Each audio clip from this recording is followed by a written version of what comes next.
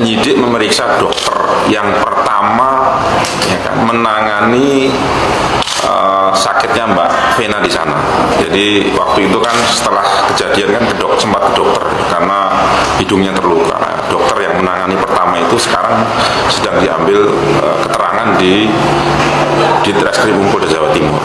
Kemudian besok rencananya sudah dikomunikasikan dengan korban bahwa penyidik akan melakukan pemeriksaan tambahan ya terhadap korban dan didampingi oleh pengacara yang sudah ditunjuk. Jadi dia sempat berteriak minta tolong, tapi kan kalau keluar itu kan nggak mungkin kedengaran ya, karena hotel kan tinggi ya. Jadi alhamdulillah dia ada jalan untuk bisa keluar dari kamar, lalu dia berlari.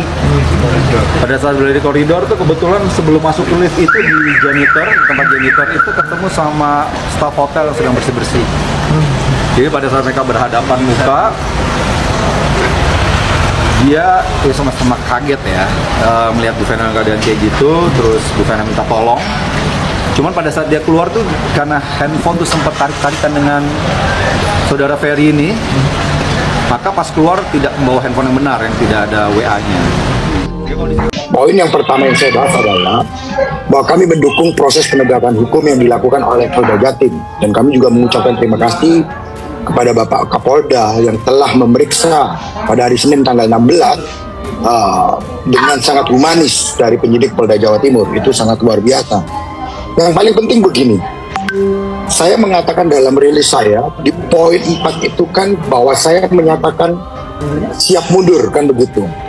Siap mundur yang dimaksud adalah jika dari pihak pelapor sanggup membuktikan bahwa memang terjadi patah tulang hidung, begitu. Itu menjadi penting. Kenapa? Karena isu yang beredar sekarang ini kan hidungnya patah. Dan salah satu menjadi alasan kenapa pasal 44 ayat 1 bisa diterapkan itu adalah karena terjadinya patah tulang hidung sehingga dirawat di rumah sakit, kan begitu. Nah, oleh karena itu saya meminta supaya surat keterangan hasil pemeriksaan medisnya itu bisa dibuka. Kalau memang itu tulang hidungnya patah, saya siap untuk menyatakan diri mundur, begitu loh. Kenapa? Karena saya yakin bahwa tulang hidungnya tidak patah. Nah, kalaupun patah, konsekuensi yang saya akan lakukan adalah bahwa saya akan mundur sebagai kuasa hukum dari Pak Ferry Irawan. Itu. Nah, sekarang pertanyaannya begini, berani nggak keterangan medis itu dibuka untuk membuat terang perkara ini? Ketika nanti itu dibuka dan memang katakanlah tidak ada dinyatakan di situ bahwa ada patah tulang hidung, maka sebaiknya pasal yang diterapkan adalah pasal 44 ayat 4 Undang-Undang PKDRT yang ancaman hukumannya adalah 4 bulan penjara. Kalau ancaman hukumannya 4 bulan penjara, maka klien kami tidak harus ditahan, begitu. Itu poin penting itu untuk dijawab supaya apa? Masyarakat ini mendapatkan informasi secara utuh. Kan selama ini yang digembar-gemborkan adalah terjadi hidung patah tulang hidung, begitu. Hari ini tanggal 26 Januari sudah BAP yang ketiga nih ya. BAP yang ketiga dari Vena sebagai pelapor, dan hari ini BAP itu antara lain satu, ya pertama berisi Vena kasih semua bukti-bukti medis mengenai akibat KDRT, terutama yang sekarang masih kesakitan adalah dia punya rusuk dan mana tadi coba, ini adalah bukti medisnya di mana terjadi apa namanya itu, bahasa Indonesia aja, bahasa Bataknya Pak, retak. Nah, coba tunjukin yang mana retaknya itu. Jadi ini bukti medis yang dikasih tadi mengenai rusuk, oke. Nanti kita akan terangkan satu-satu ya. Yang kedua adalah dikasih juga bukti medis apa itu dari rumah sakit, semua penjelasannya ada lengkap semua. Mana itu? Itu yang hiding dulu. Jadi memang ini bukti medis bahwa memang secara medis bermasalah Jadi tidak benar dan adalah fitnahan dari Ibu, dari pihak sana yang mengatakan bahwa itu darah bohong-bohongan. Itu sangat kejam. Yang mana coba? Ya, kalau ini hidung kan ada penjelasannya. Kalau hidup ada penjelasannya panjang, jadi oke. Baru kemudian surat keterangan dokter semuanya lengkap. Jadi gini aja, secara medis sudah terbukti ada bukti KDRT-nya secara medis, ya. Itu jadi yang dikasih tadi itu bukti-bukti medis kekerasan akibat kekerasan fisik, yaitu pasal 44 ayat 1 yang ancaman hukumannya 5 tahun. Satu lagi yang dikasih tadi adalah bukti medis akibat kekerasan psikis. Mana itu tadi? Masih ada Ibu apa? Surat keterangan dari dokter? Hana? Halo Hana? Ada surat dari keterangan psikiater, tapi di samping kita punya, polisi pun sudah punya karena secara medis, secara psikiater juga sudah diperiksa oleh Rumah Sakit Bayangkari ya. Jadi bukti medis sudah lengkap dan Anda saya kira sudah tahu ini adalah bukti medis yang pada saat kejadian itu ya live ada saksi live melalui video call yang melihat darah itu bercucuran.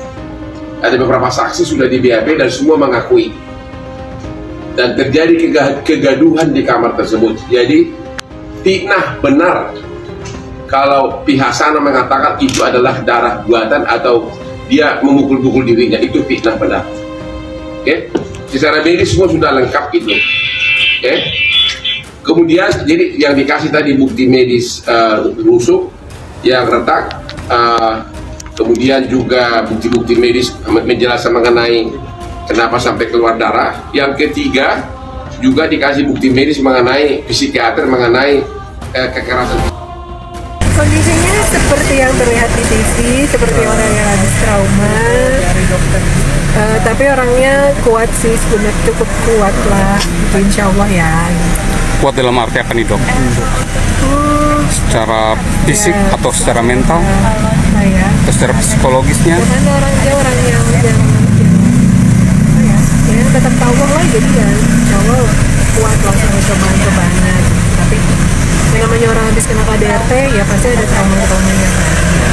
Seberapa besar pengaruhnya trauma itu dalam kehidupan sehari-harinya Mbak Vena? Umumnya orang yang kena trauma, orang yang kena KDRT pasti mengalami trauma yang cukup besar pada umumnya.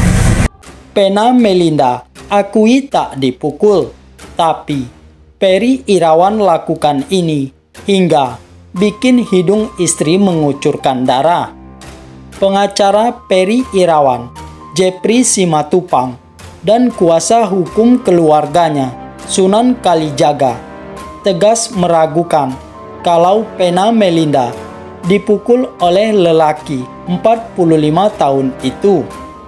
Kedua pengacara itu bahkan menuntut polisi untuk mengungkap hasil visum apa penyebab hidung Vena berdarah. Meski polisi sudah mengungkap kalau darah yang keluar dari hidung Vena Melinda asli bukan rekayasa, namun pengacara Peri Irawan dan keluarganya meragukan karena menurut mereka darah yang keluar dari hidung Vena bisa dengan berbagai sebab. Katakan itu benar sesuai dengan tes DNA darah Mbak Vena. Namun demikian, tidak boleh cepat-cepat ambil satu kesimpulan. Orang keluarkan darah kan ada sebab akibat. Sebabnya apa hingga keluarkan darah? Kami minta pihak media untuk mendesak pihak kepolisian. Apa sih hasil visum? Kata Sunan Kalijaga dalam sebuah wawancara baru-baru ini. Karena kami keluarga enggak tahu. Ditegaskan juga berulang kali oleh Mbak Maya, adik Peri Irawan. Mas Peri itu tidak pernah curhat soal ada kekilafan dia untuk main tangan atau lainnya. Kalau itu darah Mbak Vena, bisa ditanya polisi. Apa itu penyebabnya? Apa ditonjok? dibentur, ditendang, akibat apa? Kata Sunan melanjutkan. Padahal saat diperiksa penyidik Polda Jawa Timur pertama kali pada 12 Januari 2023, Pena Melinda menjelaskan penyebab hidungnya berdarah. Padahal saat diperiksa penyidik Polda Jawa Timur pertama kali pada 12 Januari 2023, Pena Melinda menjelaskan penyebab hidungnya berdarah. Ibunda Perel Bramasta dan Atala Naupal itu memang tidak dipukul oleh Peri Irawan, melainkan hidung Pena ditekan oleh dahi Peri dengan begitu kuat sehingga merusak hidung Pena dan mengucurkan darah. Keributan itu terjadi ketika Pena Melinda dan Peri Irawan berada di sebuah hotel di Kediri, Jawa Timur. Gara-garanya Pena Melinda menolak diajak melakukan hubungan suami istri. Pena menolak karena ajakan tersebut dilakukan pada pagi hari saat dirinya tengah bersiap-siap mendatangi acara untuk kepentingan partai. Selain itu, kondisi lambung Pena juga tengah bermasalah.